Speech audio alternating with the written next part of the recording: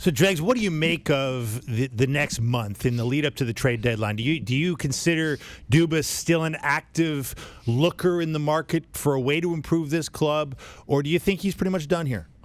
Well, I think he'll be active just because that's what general managers do, Dave, as you know. But I don't think that, he's in a position where he wants to overpay on a rental. As great as it might be to add Wayne Simmons or Mike Furland, two players you can play in your top six who provide some bite, and Babcock would love that. Yeah.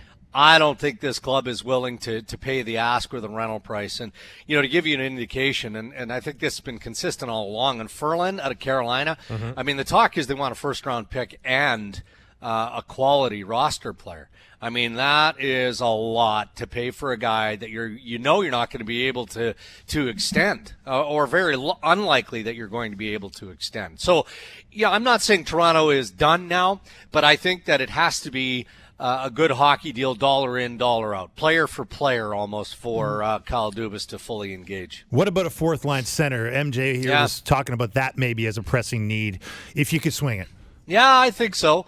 But again, it all depends on what the ask or the return is, and the player that team is looking for. But I think that's for sure something that the Toronto Maple Leafs would consider.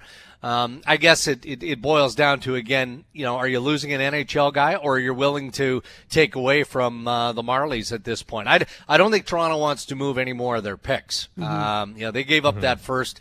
That hurts teams when you have to give up a first-round draft pick, even though it'll be a deeper pick, assuming the Maple Leafs play as well as most believe that they should. But I think that, a fourth-line center would definitely be of interest to the Maple Leafs.